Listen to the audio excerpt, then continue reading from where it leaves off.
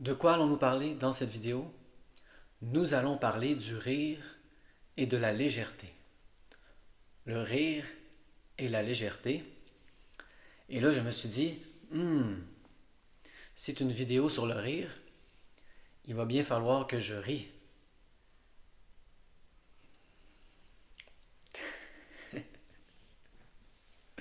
Et voilà, c'est fait. La glace est brisée. Hein, on peut devenir trop dans notre tête. Il va falloir que je rie. C'est une vidéo sur le rire. Peut-être que je vais rire moins que d'habitude. Parce que je vais être dans ma tête, justement, à propos du rire.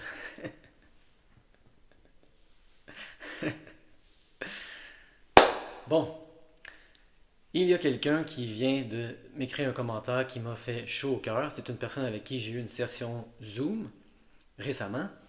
Et elle a dit, elle m'a rappelé, on a bien ri durant la session. Et je me suis souvenu, oui, nous avons bien ri, nous avons bien rigolé. Durant la session, nous avons eu un gros fou rire. Et ce n'était pas la première fois. Et je me suis dit, il faut que je fasse une vidéo là-dessus. Très important, le rire dans le reconditionnement de la douleur. Est-ce que c'est nécessaire? Est-ce qu'il faut absolument que je rie pour reconditionner ma douleur? Non, pas nécessairement le rire, mais l'attitude derrière le rire, la légèreté, essentielle dans le reconditionnement de la douleur, essentielle, la légèreté. Ce n'est pas sérieux le reconditionnement de la douleur, ce n'est pas lourd, c'est léger, c'est amusant. On est censé s'amuser, retrouver l'amusement, justement, dans notre vie, qui est souvent parti au loin lorsque nous avons de la douleur, des symptômes chroniques depuis longtemps.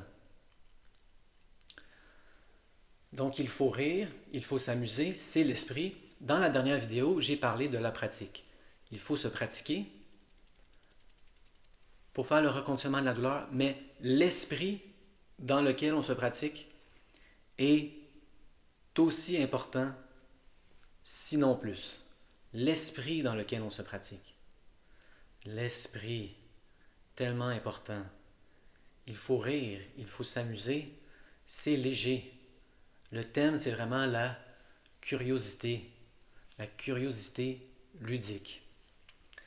Donc, si on prend des outils, par exemple, si on prend le repérage somatique, comment doit-on faire un repérage somatique?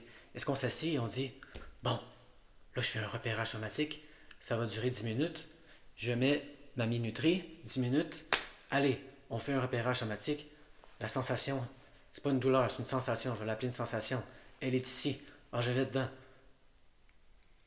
C'est pas dangereux, c'est pas dangereux, c'est pas dangereux. Mais non, c'est pas comme ça l'esprit du reconditionnement de la douleur.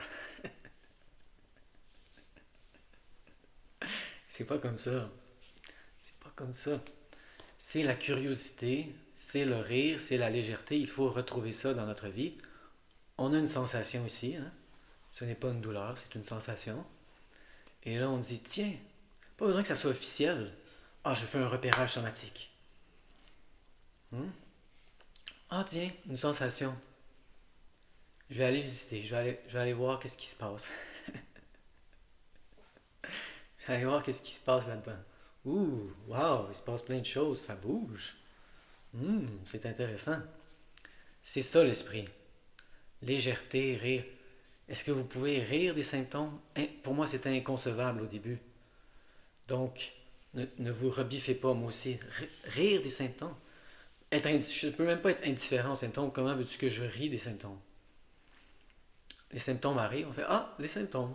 Ah, tiens, c'est les symptômes aujourd'hui. L'anxiété, la même chose. Ah, tiens, ah, il y a de l'anxiété aujourd'hui. C'est comme ça. Hein, je vais faire avec. Il y a de l'anxiété. C'est pas grave. Légèreté, rire, amusement. C'est la même chose pour parler à son cerveau. Dan Bouglio faisait ce point aujourd'hui, je vais donc en parler. C'est vraiment un excellent point. Est-ce que vous parlez à votre cerveau toute la journée? Ah, cerveau, tu vois, c'est pas dangereux, c'est pas grave. Ah, à chaque fois qu'il y a un symptôme.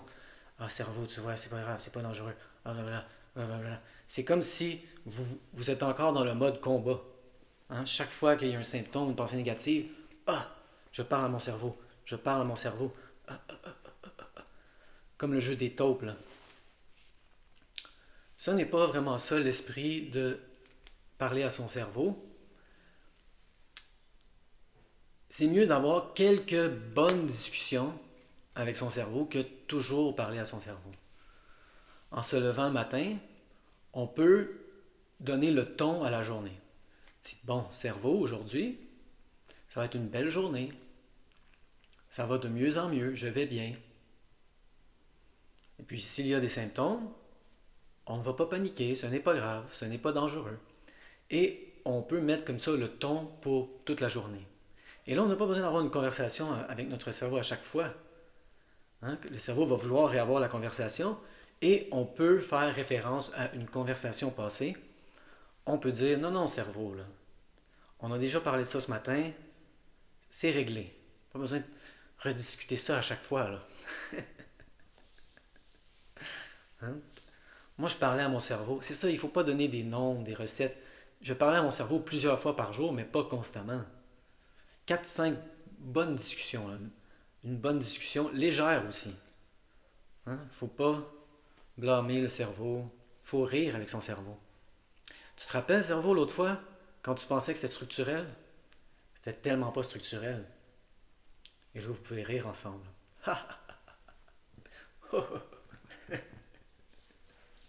Ah oui, c'est vrai. Je pensais que c'était structurel. Hein? Hmm, quel fou de moi j'ai fait. Je me suis trompé. Et le cerveau peut admettre qu'il s'est trompé. Donc, c'est vraiment ça l'attitude. Légèreté, rire, amusement. Tanner Murtaugh, que j'aime beaucoup, c'est lui que je conseille, hein, Tanner Murtaugh le plus pour commencer, nous dit que le rire et la légèreté étaient cruciales, essentielles dans son reconditionnement de la douleur. Prenons un exemple simple, l'exemple actuel, être assis dans un sofa ou un divan. Lui, il avait beaucoup de difficultés avec ça. Beaucoup de gens ont de la difficulté avec ça. Ils sont capables d'aller dehors, de faire des activités, j'entends souvent ça, mais c'est plutôt quand ils reviennent, ils ont de la difficulté à imaginer le reconditionnement de la douleur avec des positions plus immobiles, comme s'asseoir. Et ce qu'il nous dit, Tanner Murtaugh, c'est que oui, il utilisait les outils habituels, c'est-à-dire trouver un cas d'exception. Dans son cas, justement, son cas d'exception était l'humour. Une fois, il s'était assis dans un divan, un sofa, ce qui lui causait des douleurs atroces relativement rapidement. Il avait écouté une comédie romantique, quoi de plus léger, et il avait oublié d'être en douleur pendant une longue période de temps. Quel beau cas d'exception. Donc, il se sert d'un cas d'exception qui est déjà de l'humour et de la légèreté pour dire à son cerveau, tu vois, être assis dans une chaise ne cause pas nécessairement de la douleur. L'autre fois, on regardait une comédie romantique, il n'y avait pas de douleur. Et là, ce qu'il disait, c'est que oui, il se servait du cas d'exception, il se servait de l'exposition graduelle, les outils classiques. On s'assoit 5 minutes, on apprend à notre cerveau, c'est pas dangereux, 10 minutes, 15 minutes.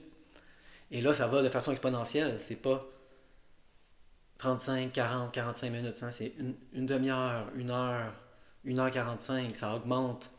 Et là, il se servait de l'humour, il écoutait une émission qu'il trouvait très drôle. Dans son cas, c'était Modern Family.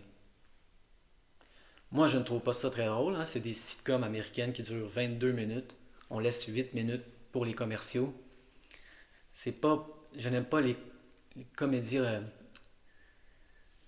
les comédies romantiques non plus.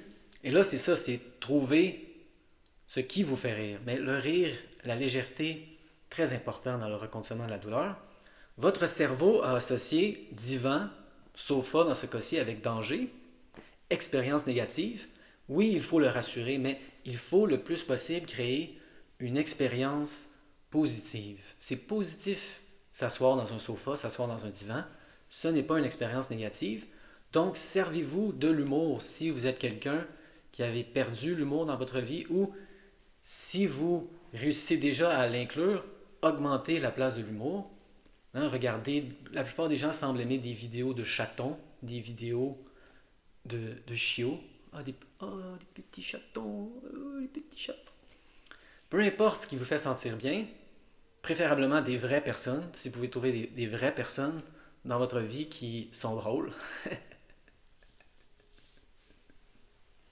ou apprendre à se faire rire soi-même. L'autodérision aussi, ne pas se prendre au sérieux. J'espère que... Quel est l'ennemi de la légèreté? L'intensité. J'espère que des fois dans les vidéos, je ne parais pas intense quand je suis là. Oui, il faut croire que c'est neuroplastique et que je vais réussir. Hein? Faut rire de soi-même. Je ris un peu de moi-même en ce moment. Autodérision. J'espère que ça ne transparaît pas comme de l'intensité. Ce n'est pas mon intention. Ça, c'est de la motivation. L'intensité, ennemi du reconditionnement de la douleur, ennemi de la légèreté et du rire, de l'amusement. Donc, c'était ça, le thème de la vidéo. Je ne sais pas si j'ai ri plus que d'habitude, moins que d'habitude.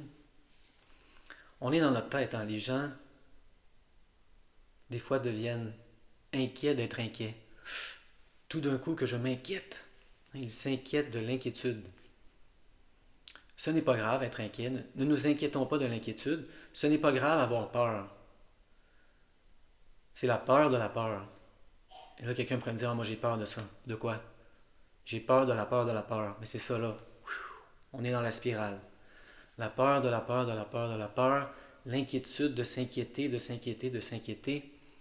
Ça ne finit plus. Il faut aller dans la spirale ascendante, le rire le plus possible, mais il y a des gens qui ne sont pas très enclins au rire, mais le rire n'est pas nécessaire, mais définitivement retrouver l'esprit de